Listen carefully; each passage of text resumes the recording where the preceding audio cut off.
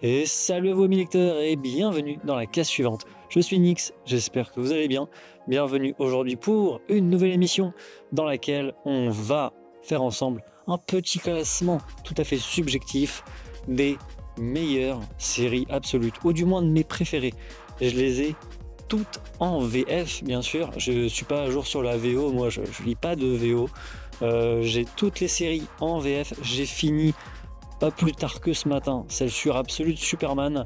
Les deux dernières, les deux derniers tomes sont sortis la semaine dernière. On a eu le Absolute Superman tome 2 et le Absolute Wonder Woman tome 2. Donc maintenant que je suis à jour, il est temps de vous faire jusqu'à la prochaine sortie qui je crois est dans quelques mois seulement. Je crois que le prochain ça va être un Absolute Green Lantern et un Manhunter. Mais pour l'instant, je suis en capacité de vous fournir le classement de mes absolutes préférés. Ça veut pas du tout dire que la dernière est mauvaise, mais seulement selon mes préférences. En fait, c'est comme ça que ça va bouger dans le classement. Vous me direz en commentaire si vous êtes d'accord avec moi ou si vous avez des suggestions. Peut-être qu'il y a des éléments que j'ai pas compris dans certaines séries qui auraient sûrement changé mon opinion sur le récit. Mais si t'es nouveau sur la chaîne, moi c'est Nix, je sors une vidéo toutes les semaines. On parle de lecture comics, de lecture BD, de lecture manga, un peu tout ce qui concerne la bande dessinée. Donc n'hésite pas à t'abonner si tu veux plus de contenu là-dessus. Si vous êtes prêts, on est parti pour mon classement des meilleures séries absolues.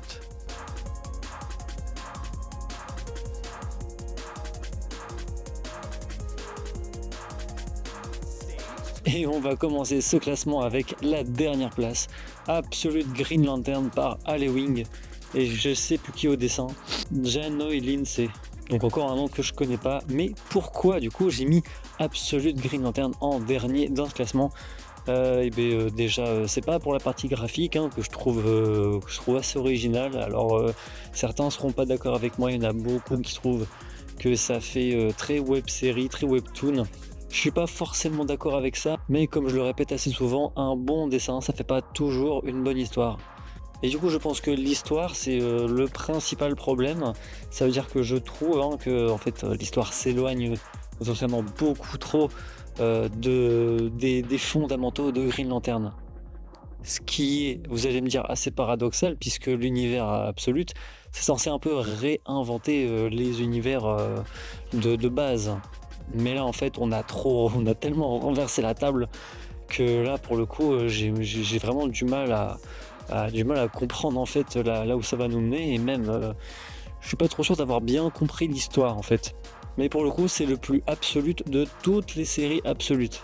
Moi, le côté huis clos, c'est pas forcément quelque chose que j'aime de manière générale, c'est pas propre aux comics, ça marche aussi pour le cinéma et pour à peu près tout type de médias, mais je suis pas forcément fan du côté huis clos. Je trouve que du coup, comme je l'ai déjà dit, on s'éloigne de l'univers de base, des fondamentaux. Le récit, c'est pas toujours très compréhensible, en tout cas pas pour moi. C'est pour ça que si vous avez des explications à me fournir, si vous avez aimé Absolute Green Lantern, s'il vous plaît, manifestez-vous dans les commentaires. Je vous invite à me donner vos arguments, parce que là, je suis très très très curieux de les écouter. Peut-être que je suis sûrement passé à côté de quelque chose, c'est tout à fait possible. Mais si c'est le cas, je vous serais très reconnaissant de vos lumières. Ce qui fait un assez bon jeu de mots. Vous savez, Green Lantern, lumière, tac tac. Ensuite, à l'avant-dernière place, on aura le Martian Manhunter. Alors celui-ci, je sais, je sais que vous allez vraiment pas tous être d'accord. Il y en a beaucoup pour qui c'est la meilleure série absolue. Il y en a sûrement beaucoup qui l'auraient mis beaucoup plus haut dans ce classement. Moi, c'est pas mon cas. C'est pas mon cas parce que, c'est pas pour la partie graphique que je trouve super original. Moi, ça m'a fait beaucoup penser à du Tranmour. D'ailleurs, j'ai oublié de stipuler que ça a été écrit par Dennis Camp et Javier Rodriguez au dessin. Alors j'adore le dessin de Javier Rodriguez, je l'ai déjà dit dans une vidéo que j'ai faite il n'y a pas si longtemps. J'avais beaucoup aimé son travail sur l'histoire de l'univers Marvel. Je trouve que son dessin est superbe joli, c'est très très pop, très très coloré, très très access en fait. C'est un dessin qui donne vraiment envie de lire. Moi en tout cas, j'aime beaucoup. Ce côté psychédélique, ça m'a fait beaucoup penser à du Tradmoor. Moi, c'est un artiste que j'adore. C'est un très très psychédélique, vous savez, qui part un peu dans tous les sens, comme un délire LSD, quoi, en fait. et je trouve que graphiquement, c'est très réussi. En plus, il y a quelques pages, vous savez, que vous pouvez lire, vous les mettez comme ça à la lumière et vous obtenez un dessin sur le revers. Je trouve ça incroyablement original.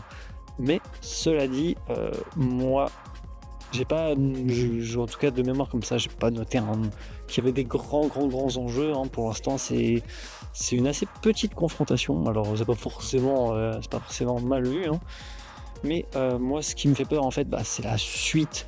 C'est un peu là où ça va nous mener, hein, quand on va explorer, alors j'espère du moins, qu'on va explorer tout ce qui est lore, pour savoir un peu d'où viennent ces entités comme ça qui possèdent les corps, qui se battent de manière psychique à travers les humains. Moi, j'ai vraiment peur, hein, de ce que va être la révélation finale de tout ça. J'espère me tromper, hein, mais j'ai un peu l'habitude en ce moment de voir comme ça les fins arriver. Alors, la série démarre très bien, hein, c'est pas le problème, mais je suis pas sûr de ça, d'où ça va nous mener. Ou du moins, j'ai peur d'être déçu. Moi, ce que j'attends vraiment de la suite de Martian Manhunter, c'est vraiment qu'on nous apporte toute la partie lore, toute la partie origine des entités martiennes, extraterrestres. Et malheureusement, si ça vient pas, j'ai peur que ce soit des questions qui restent un peu sans réponse.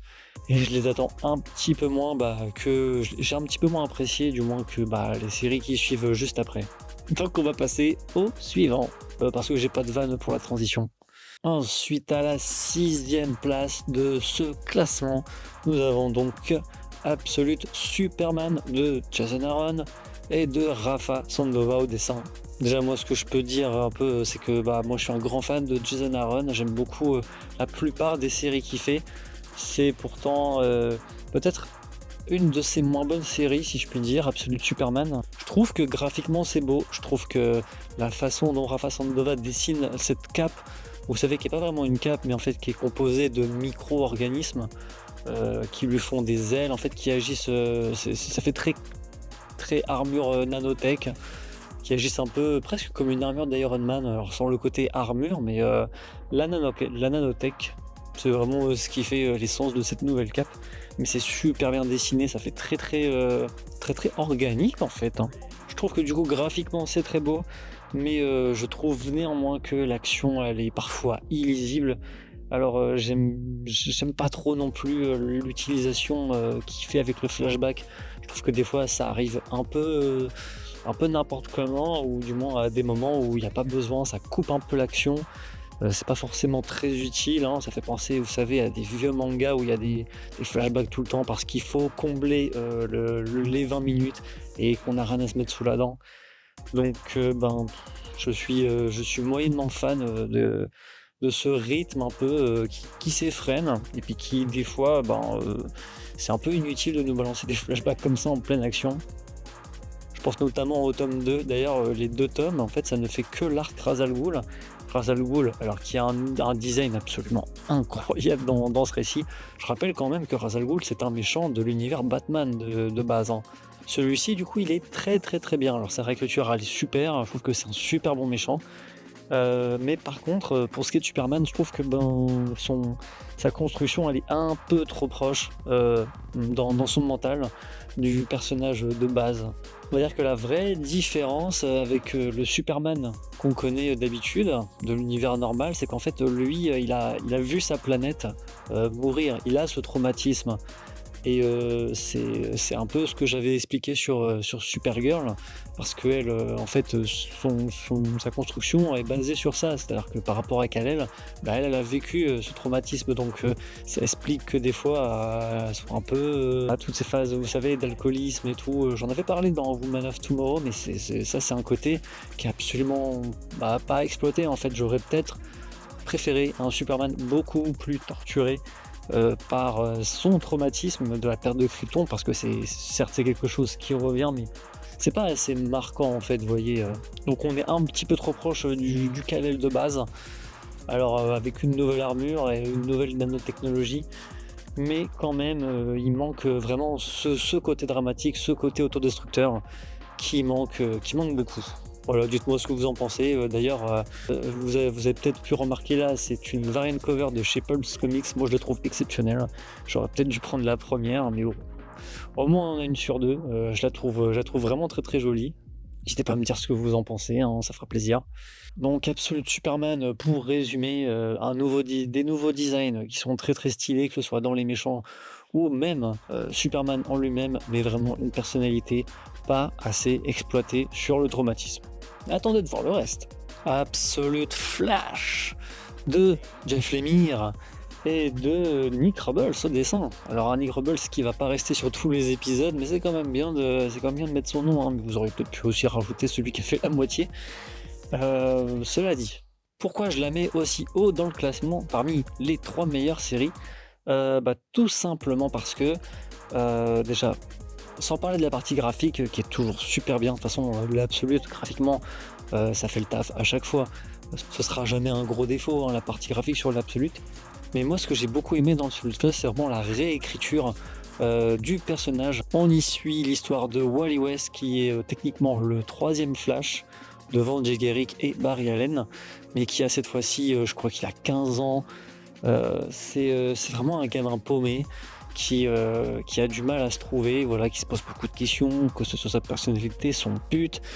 Et moi, ce que j'aime beaucoup, alors c'est Simon de Excalibur Comics qui a fait une analyse que j'ai beaucoup aimée il n'y a pas longtemps, qui disait que c'était un personnage paumé avec une vitesse complètement démesurée, la vitesse de Flash, et que quand toi-même tu ne sais pas où tu vas, à quoi te sert une hyper vitesse? C'est vraiment un énorme contraste.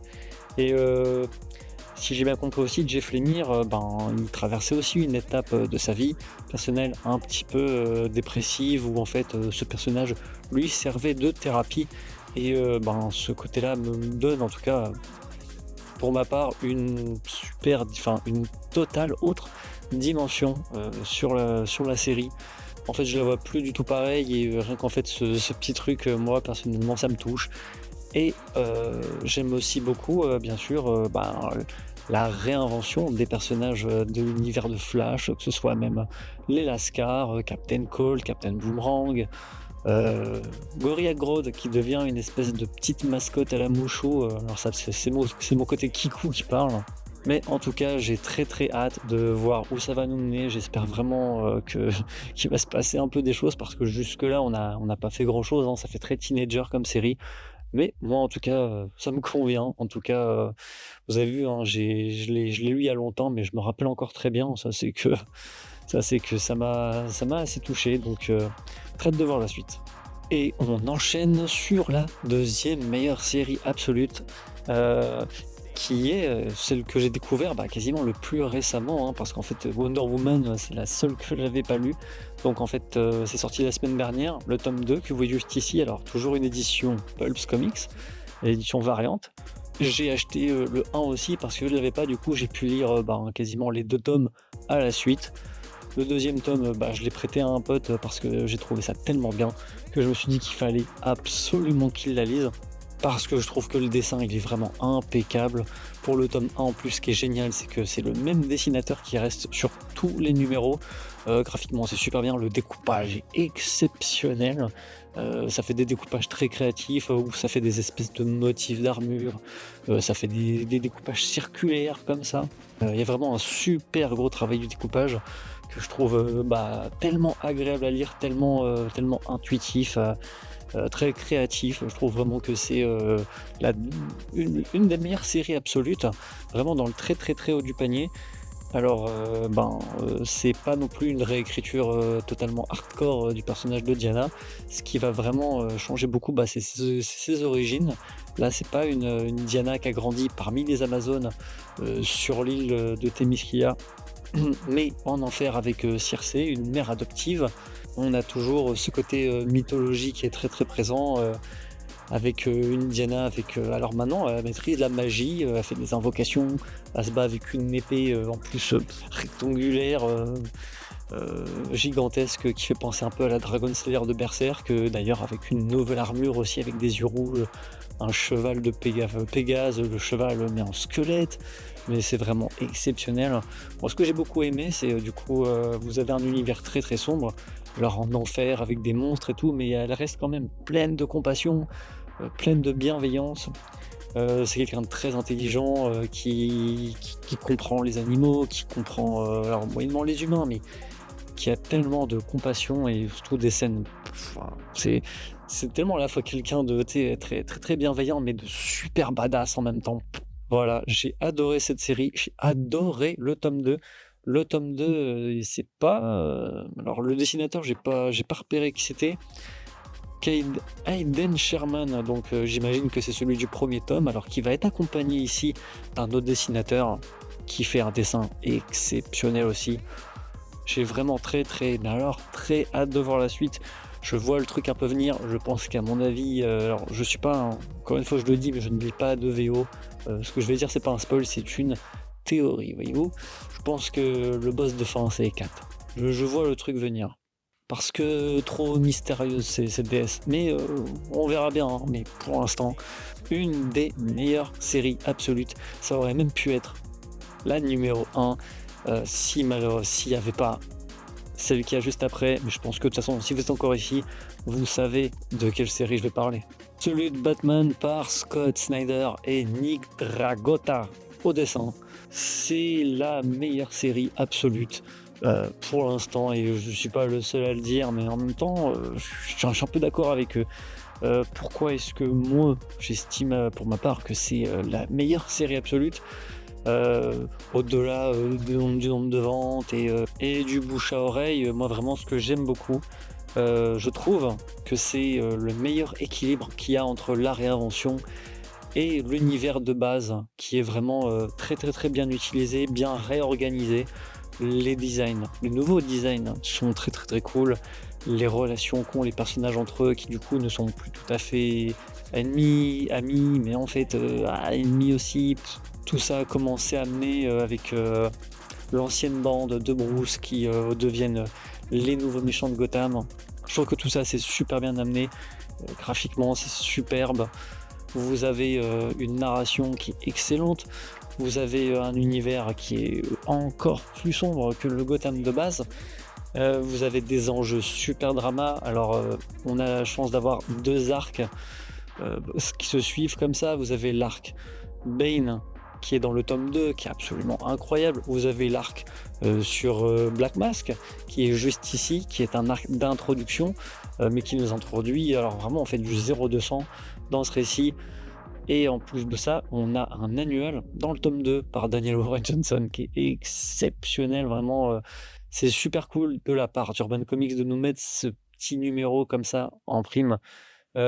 J'espère qu'on aura aussi Arkham, la série en parallèle, en une issue dans le tome 3. Alors le tome 3 qui s'annonce déjà avant même sa sortie comme un futur classique. Tellement ils ont un Joker qui a l'air incroyable, qui fuite un peu de partout. On a aussi un crossover avec l'univers de Wonder Woman. Je l'ai acheté, hein, c'est un collector hein, qui est que dispo dans les librairies du CSA. Ça, on en fera une review, je pense, à la fin du mois, comme ça, quand je l'aurai lu. Mais en tout cas, que des bonnes choses qui s'annoncent pour Absolute Batman. Et la meilleure série absolute pour l'instant. Voilà les amis, c'était mon classement des meilleures séries absolutes, ou du moins de mes séries absolutes préférées.